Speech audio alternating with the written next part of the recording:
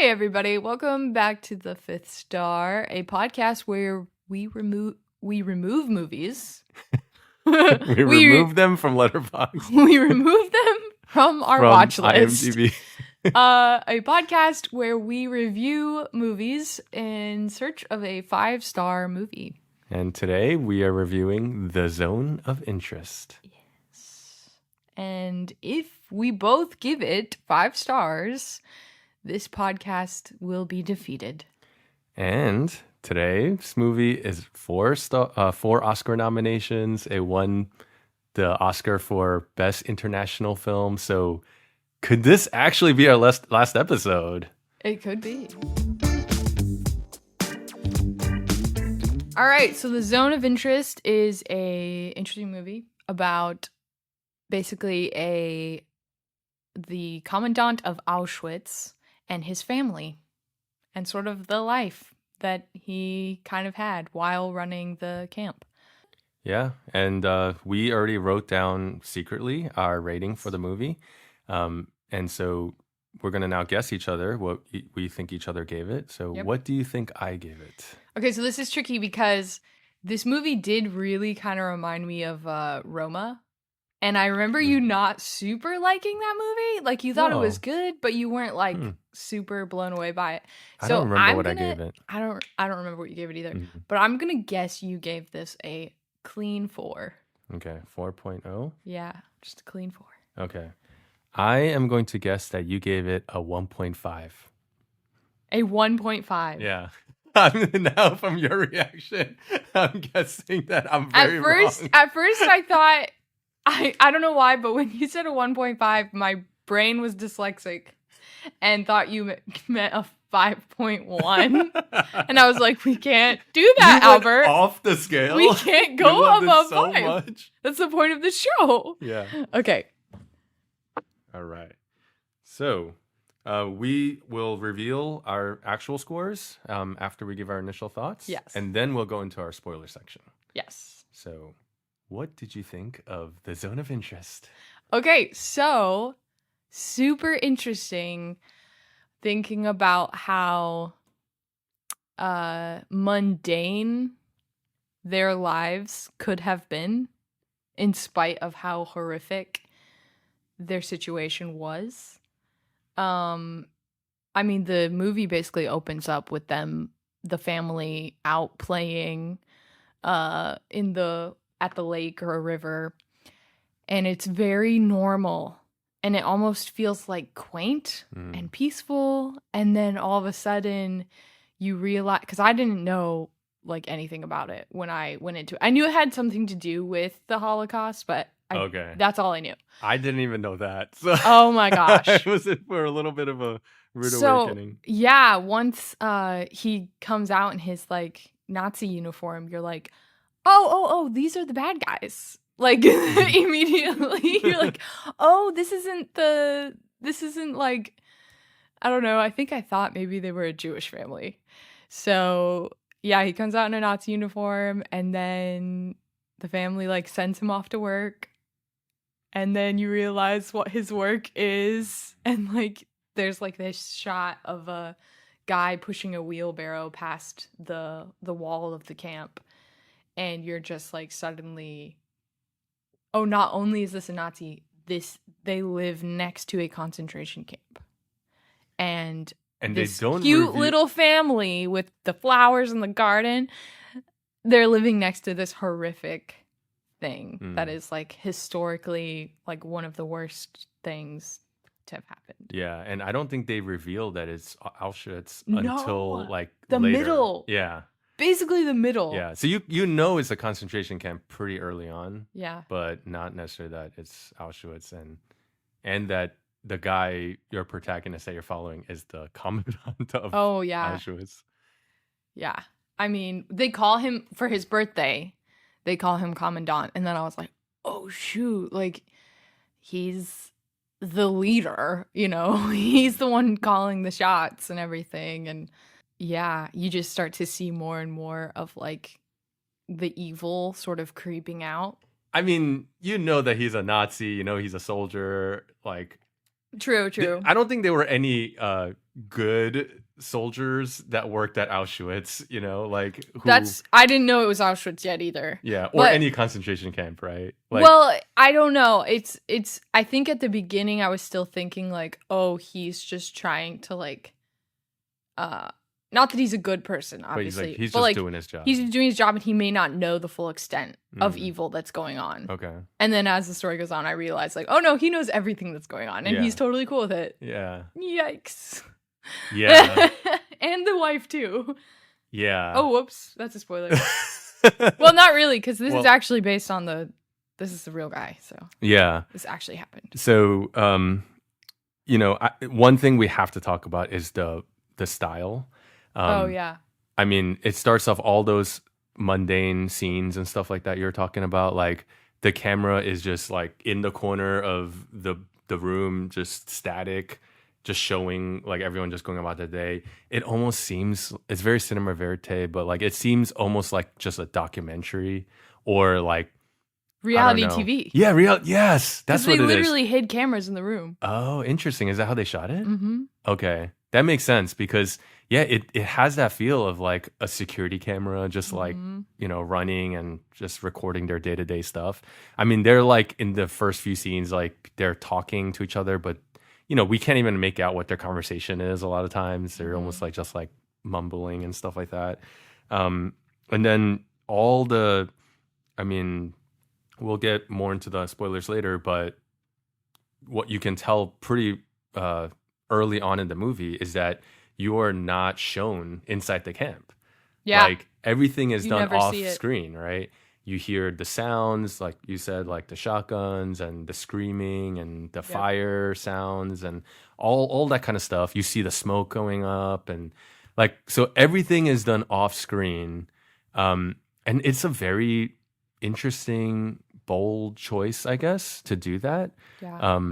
And to me, like, I think where this movie works the best is like an expression of the juxtaposition Yes. that is constantly being made, right? Oh my gosh. Yeah. Yeah. Like, I mean, you have everyone going about their day and things like that, but you also have this one scene that's great. Like, it's like a tracking shot of them walking through the garden. Yeah. And then all in the foreground is this beautiful garden, like sunflowers and all these rose beds. And, you know, and the wife is very proud and she's like showing all this stuff off and she's put in a lot of work to beautify this little villa. And right behind all of that is like this big gray wall. And then behind that is the camp, right? And you can make out the shape of everything. And so it's just like this insane juxtaposition of And like, she keeps yeah. talking about how like, oh, all the flowers are going to grow on top of the ugly wall. Yeah. Like, oh, we're going to have the ugly wall covered up. Yeah, it's going to be covered up by vines. And so it really, that's when this film works the best, I think. That's the point he's trying to make, I think. Yeah.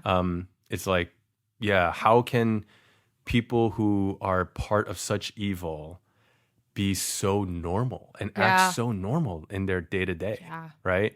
And it's that kind of thing that's so shocking. I mean, this is kind of spoiler territory, but like, I mean, it's not really spoiler. Another juxtaposition that happens is that at one point you do see inside a Jewish home somewhere else in the city. Yeah. And it's totally different, right? Like they're constantly worried about like closing the windows whenever the smoke goes up and, you know, go outside and rushing to get all the laundry out of, you know, all the ashes that are flying around and things like that. So it's clearly like, you know, they're living in this, the German family and they're living in this kind of bubble. Yeah.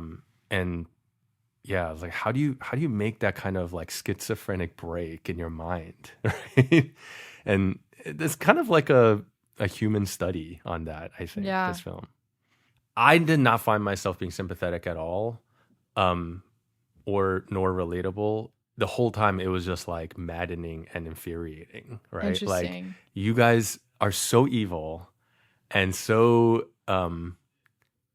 yeah. I mean, I think we can talk about this, but the only real plot in this film comes when he's going to like have to get transferred, right? Yeah. And so then the whole thing becomes this conflict between the wife and Yeah. Rudolph Hearst, who is like, the wife is like, oh, I've built up this house and stuff like that. The kids are settled here. Like, I don't want to move. And it's them like just arguing about that in a sense. And it's like, wait, so you're fighting to try to stay so we can kill more Jews? I mean, to me, it's just so infuriating, and it's just so Yeah. like, it's so unsympathetic, and that's one of the things that It's really, incredibly selfish. And, Yeah. And yeah, despicable for sure. yeah, and that's why, to me, I had a hard time with this film. There's just nothing to really hold on to. Like, all the characters you're seeing are just so despicable, so hateable, and unredeemable. I mean, you have Rudolph Hearst, who like is on the phone, and he's like giving an order to tell all the soldiers like how they have to like take care of like the lilacs, and otherwise they're gonna get Yeah. punished and all this stuff. And so, I mean, it's like, are you kidding me? Like, you're so concerned about like not damaging the soldiers, not damaging like these beautiful flowers and stuff like that, Yeah. and yet you're just like mass executing human beings, like Yeah. in the thousands. And so there's just all these instances. And again, I think it's just him making this juxtaposition of like, oh, like, how could he be so blind? But for me, it's like, after a while, I'm like, okay, I get it. Like, is there anything more we're gonna get here? And we'll talk about it in the spoilers, but yeah. Well, I found it so fascinating that like they really the thing that kept hitting me was that the wife and the husband, ultimately what they wanted and what they were after was like comfort and happiness. Mhm. And they were willing to do whatever means necessary to get it, Mm. including horrible, despicable things. And it was really interesting because there is a moment where she says to the husband, like, oh, and after the war is over, we're going to like go on a farm like we always dreamed. And like, we're just going to live on a farm away from everybody else. And yeah, you just have to keep working really hard until the war is over. And it felt more like that was the goal that they were sort of chasing. And it made it really interesting because it was like, he's willing to compromise every moral, every like dignity or integrity to just like become wealthy or like be powerful just to get what he wants. It was very interesting to kind of like see it from that perspective, where it's like he still wants a very human thing. He's just going about it in such an inhumane way. So do you think it's like I don't know, the filmmaker making like a commentary on how, you know, we're striving for these things and willing to It's a compromise commentary on how evil people are not Disney villains who like look evil and like have horrible creepy agendas or serial killers. They're just honestly normal people can do horrible evil things. And I think that is just a fact. Every evil thing, we look back in history and we're like, how did that happen? Why did we do that? And then you watch a movie like this and you're like, oh, like I could see how a wife kind of pushing her husband because she just wants a good life could be enough of a motivator, maybe. And I'm sure, I mean, it did seem like a lot of the, you know, Germans and Nazis were like very much brainwashed. Yeah. I mean, that's a fair point. But we kind of already know that. But I think that's more interesting when you show like a serial killer in modern day times and you don't really know their story. And, you know, where they kind of start off to you as a normal person. And then you're kind of shocked by like, whoa, like how psychotic they can be. Yeah. So that's kind of interesting. But then, I mean, we're talking about Nazis here, you know? Yeah. Like, we already know as soon as he dons that, you know, uniform. Yeah. It's like you already know, like, oh yeah, they're the scum of the earth. Like, yeah, so but to me, it's like, what are we? We've cartoonified them, haven't we? The media and movies have cartoonified Nazis. Yeah, but we've made them all just be the same caricature. Like the kind of guys who show up in Inglourious Basterds or yeah, something like that. Exactly. Or like Indiana Jones. Or But we kind of know already from history that they were normal people, like who lived in Germany, who were part of brainwashed as a whole society. I mean, the citizen elected, Hitler into power, right? Yeah. It's not like he just like did a coup. And I mean, he did take advantage of a starving country. Yeah. But yeah. As do a lot of politicians. A lot right? of politicians take and so, advantage of I'm not surprised at all by the country. fact that, oh, hey, guess what? A lot of Nazis were kind of normal people. Like, I don't know. To me, maybe it's because I can't think of a movie off the top of my head, but okay, Schindler's List. Yeah. Schindler's List, he starts off as like kind of a Nazi sympathizer, right? Does he not? He's German. Okay, he's German. He's not a fan of Nazis. Okay. But he kind of doesn't the horrors and all these things kind of like, get unveiled to him over time. Right. And then he's not willing to sacrifice that part of his humanity. Yeah. Yeah. And so he kind of like starts to have his eyes opened, right? And chooses to do the right thing. Yeah. So, like, I don't know. We've seen people like stories set in that space, I think already, that to me, like, this is, I don't know, like an exercise in futility. Like, what are we learning here? Like he's already telling us like these really bad people acted like normal people. Yeah. I mean, this is the serial killer, right? Like this story is about the serial killer and his family. Like they're part of it. They're the ones who are making it all happen. He's not a serial killer because he's following orders. Like Hitler is still the serial killer. But he's also an instrument.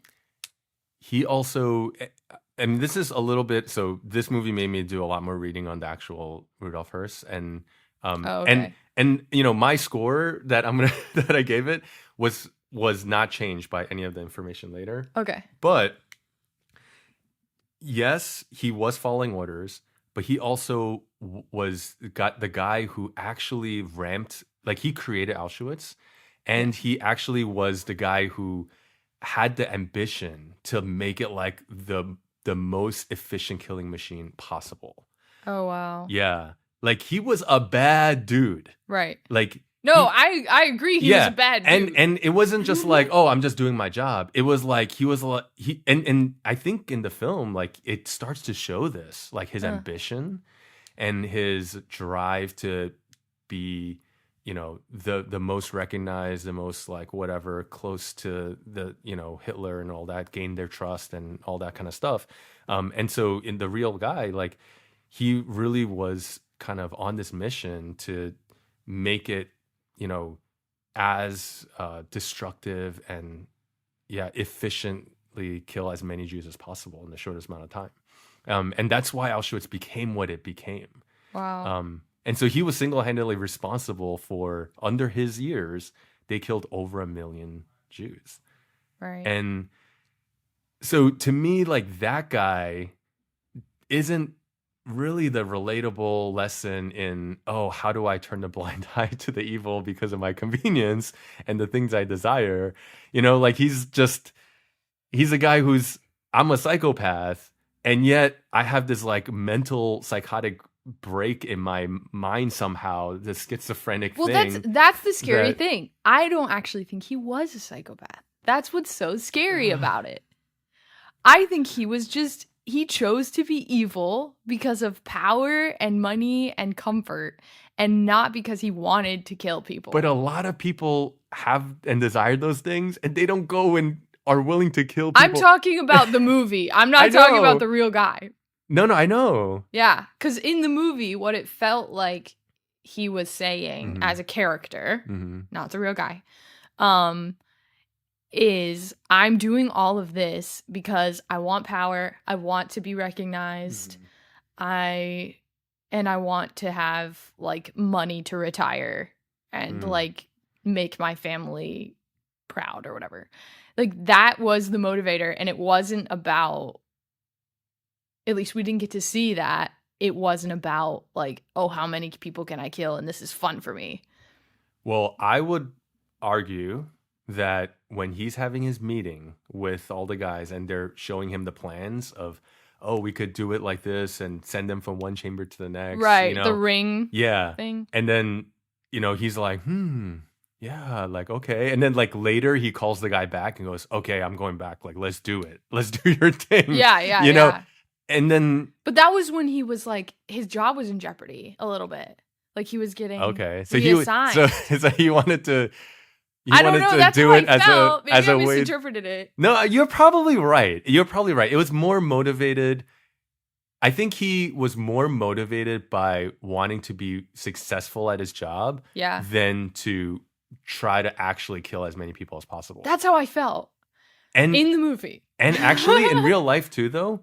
And we'll get more into this later, more in depth. But, so he's at the Nuremberg trials and he gets put on trial. And he's like very matter of fact about how many. I mean, he's like listing all the different groups and how many people of each group that were killed. And, he's just giving like a work report, And it was very shocking at the time, apparently, because, all the other like German officers and stuff who were put on trial, like they were trying to evade everything. They were lying. Yeah, like they were trying to get, dodge all the questions and stuff. But he was just like almost shockingly blunt about all the things that he did and that they did and how many people were killed and all this kind of stuff. Yeah, so much so that he overestimated by like double the amount of people. And later he kind of redid the math and was like, oh, actually it was over 1 million, not over 2 million, But goodness. Yeah. And so he was kind of like that. And then he made it a point to be like,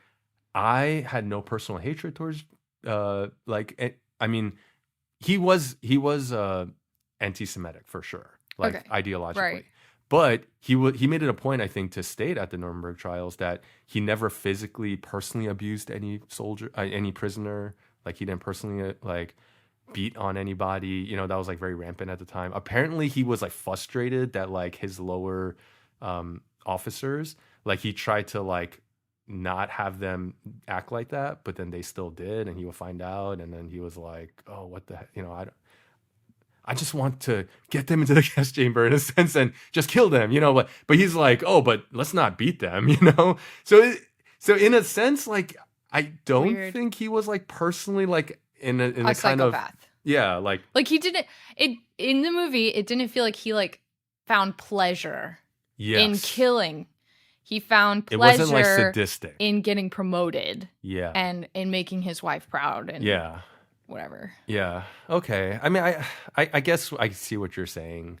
Yeah, and I'm not trying to defend him in any way. Yeah. I want that to be very clear. Yeah. I'm not defending the wife either. She was really despicable by the end, especially. Yeah. And so, I mean, I think we need to get into spoilers to unpack it more. Okay. But for me, I felt like from beginning to end, they were just despicable, unredeemable, and just... Well, yeah, that was the point. Yeah, and that was the point. And to me, I, after a while, just got bored of it. I was man. I was like, okay, I get it. Like, give me something new. Give me something different. Wow, so this will be very interesting. I was very wrong. Yeah, Jamie gets the 4, and I gave it a 2.0. Oh, that's savage. Yeah. I actually think it could have gone lower, but I think this is a fair rating. I guess that you would give it 1.5, and you gave it... Oh, no! Almost a perfect score. Almost. Oh my gosh, a 4.5. Jamie? Dude, I loved this movie. Jamie? I want to watch it again. I have to question some things about what I know about you now. I have to question the same thing. I feel like it went over your head. What did I miss? You missed the whole, I felt like the whole movie was almost like a poem. Okay, spoiler section. Which, by the way, Albert hates poems. So I do not like poems, and perhaps... This movie was a poem, which I think was, so heavy on metaphor and allegory. I mean, it was such an interesting take because I know you said oh yeah, it's been done before, but it's never been done before like this, where you actually see it from the bad guy's POV. It made me think so much about these people in a way that I like had never done before, because I've cartoonified Nazis and I've cartoonified is that even a word? I just made that up. I mean, I think people use that. But my point about this one is that they took one of the most dramatic events in world history and de-dramatized it. They almost like took out the drama, because the drama is there. The drama is just in the background. It is this wall. It is this wall that we're not going to address. We're going to call it ugly. And we're going to just put it aside in a little box. And that's where it's going to exist. Yeah, you can hear it, but you can kind of you can tune it out if you really try hard enough. You can just look at the flowers and smell the roses instead of actually paying attention to what's going on in there. And I just, there were just so many like metaphorical moments and poetic themes that were kind of going on throughout the whole thing. And even like the little kid, when they're like, drown him in the river. You can hear it in the camp. The guy ate an apple. He ate one of the apples that the girl had been like hiding. Mm-hmm. And they were like, they're fighting over an apple. Drown him in the river. And you see the little boy like get up from playing, and he goes over to the window. Yeah. And he's just like you can tell like he's scared. And then you think about how the mom said earlier on, she's like, this is a really good place to raise kids. This is a home. Like, the kids are healthy and flourishing, and you can't take us away from here. And then you see this little boy getting traumatized by what is happening on the other side of this wall. Yeah. And you're just like, your mind is just blown that the mom thinks this is a healthy environment while people are getting shot every day, like 2 feet from their house. Okay. So to the whole stylistic choice of not showing any of this stuff, which I think is a very, bold choice. I think that is why I did not give it a 1, right? For example, I do think that was well done. Yeah. But what I thought was happening was the mom and the kids have no idea what's going on the other side of the wall. And the fact that we don't get to see it. Know. And we're not shown it, right? I thought that actually was why we were, experiencing Auschwitz this way, like all off screen. And it was a film, the filmmaker putting us in their head, in their perspective, right? And that would have been fascinating. And then what it would have been a great setup for is the first moment that somehow accidentally, like the wife or the boys, like actually get a peek behind the curtain and see what's happening. So, for example, like when the wife goes running after the commandant, and she's like walking along like the wall, like outside of the villa, I was like, oh my gosh, this is the moment. Like, she's gonna go chasing after him, stumble upon the camp somehow, and then see like someone getting gassed or whatever, and then like that would have been so shocking, right? Right. Someone going about their day, and then like what, them having this revealed to them, and then how they're going to have to respond, right? And we would have felt the impact of that. But it turns out, like, first of all, she never sees anything on that journey, right? She just goes to the pier. And she already knows. Yeah, and then it's revealed that like she already knows because she tells the little Jewish girl, like, oh, my husband could have you burned and have your ashes spread out, like whatever. Yeah. And I'm like, so she already knows. Like, so now whatever was interesting, whatever kind of potential revelation that was to come, like all of that's already in the past. Like that's already happened. Like she already knows everything. They're in on it together. And then everything she says is just so despicable and so like, I want to barf every time you talk about all these mundane things. And okay, fair. Well done. Yeah. You made your point. But like this could have been a 10-minute short film that would have been Oscar worthy. 100%. Right? 90 minutes of this, like what is going on? And then the ending. Like, what did you think of the ending? Oh, the ending was really interesting. It did take me, a little bit to really process it, because when it cuts to modern day, all of a sudden you're like, whoa, wait, what's going on? Yeah. And then you see like So just to the set it, mundaneness. yeah. So just to of- set it up, like he's Oh. going down the steps, Yeah. or the commandant is, from the party after he's been kind of promoted, right? And then he just suddenly starts barfing, like, Well, I throwing think up. he was dry heaving. Okay. Yeah. And then he looks off into the distance, and then it looks like we're looking down the dark hallway, and then it cuts to the inside of like The museum. gas chamber and museum, and is modern day, right? Yeah. So continue on, yeah. So yeah, it's modern day. The cleaning ladies are unlocking the building and they're cleaning the museum, and it's like the same, I think it was the Auschwitz Museum. I didn't actually look it up, but you just see all of the different items that they owned just stacked into piles, and it's sort of this like mundane look again, still camera, wide shot, people cleaning, and it's just very like everyday life. This is what we do. And then when it cut back to him and he's still like, standing in the hallway, I forget if he tries to throw up again after that. He doesn't. No, he doesn't. Because then he just away. like continues down on the and stairs. walks down the stairs, and it cuts away. Yeah. I realized then what they were trying to say, to me anyway, the way I interpreted it, is this was his whole legacy. That whole museum was his impact. Yeah. Yeah. Like, it culminated into that place. So in the end, he won. He was put on trial and killed, right? Well, or arrested, we know his name in history, right? I mean, he lives on forever. Like, he attained his legacy. But it's a tragic legacy. And I honestly am curious. I didn't read about this, but I am curious why they did the like dry heaving choice. Yeah.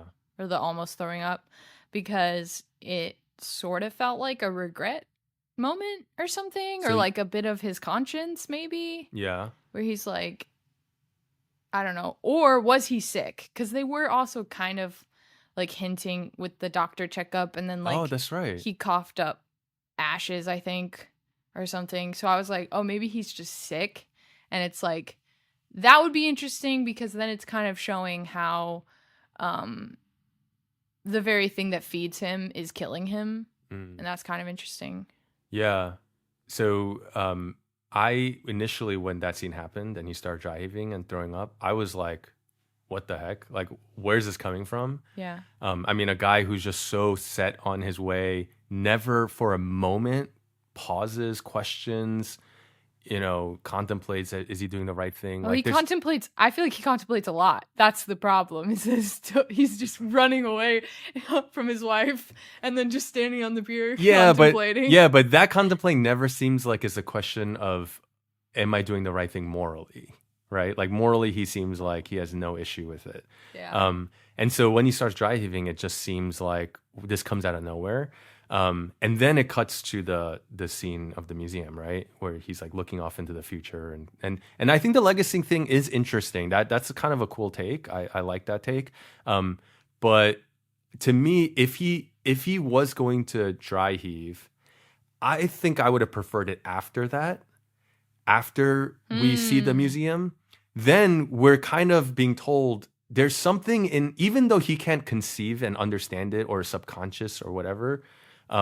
There's like, all these atrocities are somehow getting to him, and it makes him kind of like react gutturally, and then he chooses to just shove it back down and just move on with his life. I still feel like that came across, even though it was before. But with his beat me before, I'm like, I don't know, he could have had like a bad shrimp at the shrimp cocktail at the party. I mean, it's just so... They wouldn't have done that. It would have been pointless. To me, it's just as arbitrary. That's my point, right? But I think it's one or the other. He's either regretting, or he's being poisoned by the very thing that feeds him. The thing that puts dinner on his plate. Yeah. The very thing that puts food on his plate Yeah. is the thing that is killing him. That's poisoning him. And I think they do set up a couple times throughout the movie, like no matter how much they try to cover up all the stuff that's going on the other side of the wall, you have the old, the grandma constantly coughing. Yep. You have the baby constantly like Crying. screaming and crying, and they're like, "Oh, what's wrong with her? What's gone into her?" And they're like, "Oh, isn't she so strong?" And then you realize, like, as she's just constantly crying at night, as the chimneys, burning all the ash off, like all throughout the night, that, oh, like that's why she's coughing, right? Like, no matter how much you try to cover it up, like it's breaking its way out. Like the scene at the river, I thought was pretty powerful. Just like beautiful, like, fishing thing with the boys and whatever. And all of a sudden, there's like this stuff that's washing up, and then they pick it up, and it's like body parts or skeletons or something like that. What was Oh, that? and he's that got like pulls- the teeth collection. Yeah, is that what it was? Like, yeah, there's all this stuff and it seems like basically they've been dumping some stuff, human remains, into the river while they were like waiting in the river. So all that kind of shows like, oh, this is this stuff that is trying to be buried, that's kind of breaking out into the Coming surface, out, yeah. and you can't totally get away from it. Another good poem. Another good metaphor. And so apparently, the actor, when he was interviewed about that ending scene, he made a comment about how sometimes like our bodies, like, even though like the mind is set on a certain thing, like the Yeah. body does not lie. And so it's kind of like the body's reaction to all the horror and stuff like that. That's really So, interesting. I mean, okay, I think that's probably what their intention was. But I think just watching it, it's not very clear. And in a movie where there's already no plot, I mean, I thought it was clear. it was like hinted at. But for me, that's the whole end of the movie. Like, that's the one thing you're going to walk away with. And for that to even still be so like up in the air and completely arbitrary, to me was just very frustrating, and was just like a slap in the face after 90 minutes of beating a dead horse, and to me, like, thank you, Jonathan Glazer, for this movie, but I already didn't like Nazis before this movie, and this movie did not make them like them or hate them anymore. That was not the purpose. Like, of the movie. it did nothing. It added nothing at all. And well, never mind. I was gonna say, what do you think the mom, the grandma, like when she just left and then left a note, and then we never get to see what's in that note, but you can tell the mom is like really irritated by it, enough to like yell at her servant girl. What do you think was in that note? I mean, I'm guessing that like maybe it was just as simple as, oh, the air here is not good for my lungs, and so I'm gonna leave. Or it could be her like having some kind of silent protest of how could you stand by and whatever. Yeah. I think I agree with the first one, probably. It was more mundane. Where it was more mundane of like, oh, this isn't this is bad air. And I think she would take that very personally, because she's like, this is my home and I'm trying to make it like the best, and I want my mom to be proud of me. Yeah. And so I could see her taking it personally like that. I have, before we finish, I have to say a couple things about the real story, because to me after I gave it a 2.0 and then I started reading up on Rudolf Hirsch's actual life and his wife and all that kind of stuff, it made me I wanted to drop this, honestly. Like, it made me even more frustrated. But first, did you read the book that this was based off of? I heard it was very, very, very loosely based off of a book, and that they ended up not really going with the book's take, because the book is about an affair. Yes. And this movie is not. Yes. Yeah. I did not read the book. I just read the little blurb synopsis. And it is about another Russian soldier who falls in love with the commandant's wife. Yes. And the commandant is like suspicious, and it's this whole kind of like drama, mystery, like thriller set in the backdrop of Auschwitz, as all this stuff, they're just going about their day killing people, Yeah. And to me, I'm like, that is so much more fascinating. Like, not only do you still keep the same thematic things of just kind of going about your normal day as if totally disconnected from the horrors that you're committing, let alone trying to find love and have like passion and all this stuff. But but it's also like there's actually some drama and something happening in their life. Whereas this was honestly just a day in the life movie. Exactly. That was the point. Yeah, that was the point. And it was just so dull. So the movie was, I mean, the book already sounds more interesting. The fact that the Oscar nomination Yeah. was given to Jonathan Glazer for adapting that book, Oh, where that's kind of funny. all he did was just strip out the whole plot of the story. Wait, did he actually win? He was No, just he was nominated. nominated. Okay. But still, it's like you're giving an Oscar nomination for adapting a book where you just remove the whole story from the book. It's like, how does that make any sense? I don't know. Yeah. He must have gotten some inspiration from the book, though. Like, there was a commandant who ran Auschwitz. Like, I don't know. I haven't read the book. And then the other two things. One, apparently the wife allegedly did not know what was going on. She did not know what was going on for most of the time. Interesting. They could not see the chimney stacks from the villa. It was in nearby. It was like in a corner of the camp.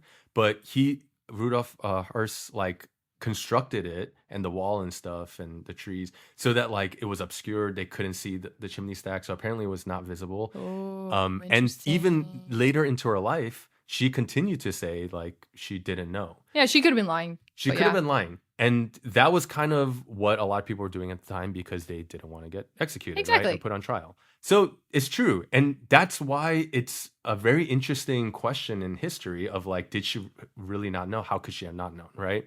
Yeah. But she allegedly did not know. And apparently, as the story goes, she actually found out when she overheard a conversation at home where they were talking about like work. And that's actually how she found out. And then she actually got upset about it. And then it started to cause conflict in their marriage. And then soon after that, like everything, basically they lose the war and all that. And then she, runs away to America or whatever. And then never talks to her husband again. And actually, when the husband goes into hiding, the way that they find him is that she eventually like outs him. But it was because apparently like when she was being interrogated by like the Allied soldiers and stuff like that, they were starting to like torture or hurt her son. And that's why she gives up the pseudonym that her husband is living under and where and all this kind of stuff. Yeah. But she's like a part of bringing him to justice in some way, right? That's horrible that they would do that to her son, though. Yeah. That's pretty twisted. Yeah, it is twisted. But like, so the fact that she didn't know, and yet this film so emphatically portrays her as just like this clean villain, like she just knew and she's just so selfish. I'm like, that is so much less interesting than the real story of, and then we could have kept the whole narrative device of like not showing what's going on because that was actually accurate, and it could have been her story about her coming to this realization and then the conflict that it ensues, in their relationship, right? Like to me, that would be an infinitely more interesting and compelling and more truthful telling of these characters. Maybe. We don't know if that's the truth. Yeah, but this is all conjecture. Okay, that is conjecture. Now, this is not conjecture. When it comes to Rudolf Hirsch himself, okay? So he seems unapologetic, very like almost proud of his accomplishments after he's arrested and put on trial and all this kind of stuff, right? Fair. But then what ends up happening is he gets, on trial in Nuremberg, and then he gets handed over to the Polish authorities, and he gets put on trial in Poland, where Auschwitz is, right? And he begins his trial, and then the Polish, like a lot of Polish lawyers were killed throughout in Auschwitz because the Nazis were actually targeting like the intelligent class, the intelligentsia, the elite class. So he's like in a courthouse, presumably where everybody there knows people, coworkers and whatever and such, this man has killed, right? And yet the Polish judge starts off the trial by saying this. He says, mindful of our great responsibility towards the dead and the living, we must not lose sight of what was at stake for all those who fought for freedom. Their guiding principle was respect for human dignity. Let us extend this respect to the accused as well, for the man who stands before this court is a human being. So the Polish judge sets that as the tone for Wow. Rudolf Hirsch's trial, Wow. which is like so mind-blowing. That's pretty amazing. Yeah. And then the story does not end there, because then, so he gets convicted. Yeah. And then he gets sentenced to die by hanging. And then he has a few months or a year or something. In the meantime, they tell him like, hey, write your memoirs. So that's when a lot of these details come out about like his day-to-day and what he did and all the drama that was happening in the camp. And then apparently he has like a repentance the last week of his life. Whoa. Like with a priest and all this kind of stuff. He grew up Catholic. He basically like goes to confession, like kind of repents and all this stuff, writes letters to his wife and his kids. And then 4 days before he's executed, again, It's very John Newton. an interesting thing here. So after he's convicted, he has a choice to appeal, right? And I don't know if other Nazi soldiers did this or not, but he chose to not appeal. Okay? So he chose to not appeal. He accepts his sentence. Yeah. He sits rotting away in jail waiting to be hung. And then 4 days before he's executed, he writes this letter to the state prosecutor. It's a little long, but I think it's worthwhile. So this is Rudolf Hirsch speaking. He says, "My conscience compels me to make the following declaration. In the solitude of my prison cell, I have come to the bitter recognition that I have sinned gravely against humanity. As commandant of Auschwitz, I was responsible for carrying out part of the cruel plans of the Third Reich for human destruction. In so doing, I have inflicted terrible wounds on humanity. I caused unspeakable suffering for the Jewish people in particular. I am to pay for this with my life. May the Lord God forgive one day what I have done. I ask the Polish people for forgiveness. In Polish prisons, I experienced for the first time what human kindness is. Despite all that has happened, I have experienced humane treatment which I could never have expected, and which has deeply shamed me. May the facts which are now coming out about the horrible crimes against humanity make the repetition of such cruel acts impossible for all time." Wow. And then 4 days later, he walks quietly to the gallows and gets hung. Wow. This is the story That's so crazy. of this guy, and how in the end, like, kindness overcomes all that evil, right? Yeah. Now, it's still up for debate. Some people say, was he trying to save face or what? I mean, who knows, right? Like, but he wasn't trying to get out of it at this point. Like, No, he had already accepted his fate was sealed. Yeah. Yeah.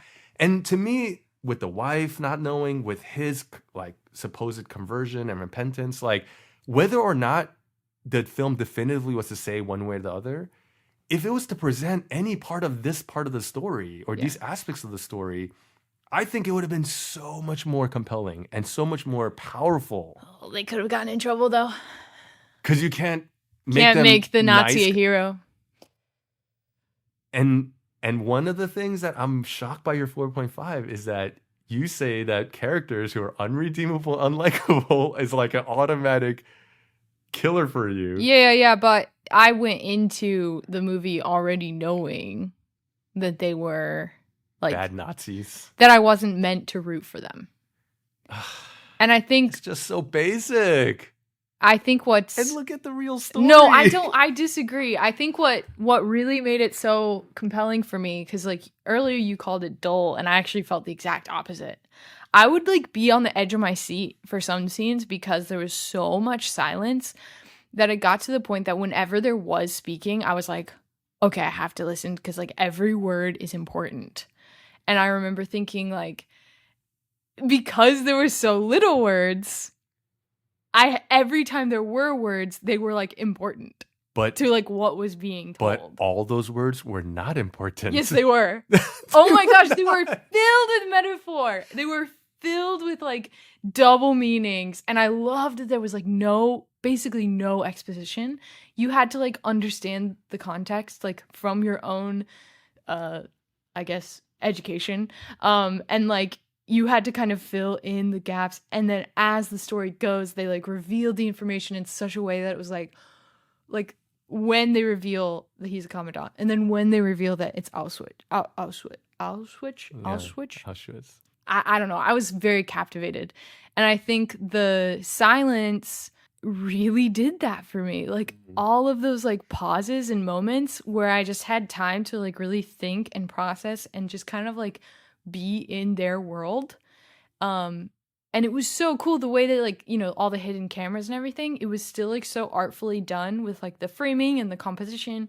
And you're able to like just like be in their house and like hear what's going on. Like I think that was a huge thing they were nominated for too, right? Was the So, sound editing. It actually won 2 Oscars. One was Best Feature, International One was Feature, sound and the other editing. one was Sound. Yes. And yes. I will say, 'Cause- the sound oh my was gosh. really impressive. It was cool was too well because done. I think what they did was they just had like a mic in like the middle of the room. So if you walked away from the mic, the voices would get quieter and muffled. And then if you walked in the like wherever the action was happening was where the mic was. And But so it was just like every time they like left the area, like it was really cool. I mean, it It is was so cool. It is a masterclass in how to use sound to tell story. Oh man, the juxtaposition. It was just very like I want to watch it again. Wow. And this is coming from your favorite movie being Schindler's List. Yeah. And I just kept thinking, dude. Which is why I was at a 5 for a minute. Like the wow. scene where she's talking to her mom, I was like, this is a 5. Wow. This is a 5. And then as it went on, I'll admit, like, there were a couple moments where I was kind of like confused. And I don't know, it started to sort of go down to a 4.5 because I kind of agree. The ending could have been wrapped up a little nicer. But I still liked the ending. I just could have been better. And to me, I think Auschwitz,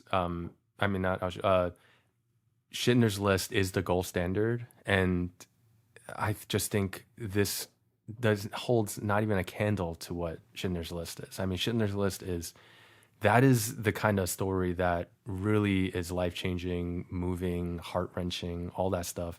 And honestly, like as artistic and cool as it was that they didn't show Auschwitz and the inside of the camp, to me, if it made sense narratively, that would have been great. Yeah. But the fact that everyone already knew, then to me it just read as Jonathan Glazer just thinking to himself, what is the most artsy way that I can make a movie about the Holocaust? No, this was begging the question, what are you willing to sacrifice in order to get forward? What part of your humanity are you willing to let go of for the sake of achieving power or achieving anything? To become the richest person in the world, you have to sacrifice part of like who you are. To become the most powerful person in the world, you have to sacrifice a part of your humanity. Like, I think that was really the thing he was trying to hit on. That's not always true, though. You can be a good person and still be the richest person wealthy. in the world. Yeah. Is Bill Gates does a lot of philanthropy, right? I mean, he's not the richest person in the world. He was at one point. Well, I do think the fact that you related to it does make me see it in a new way. I think it was just too much of an obstacle. The fact that the person that I was supposed to try to relate to and make that kind of connection was a Nazi going about the worst things committed in all of human history, you know?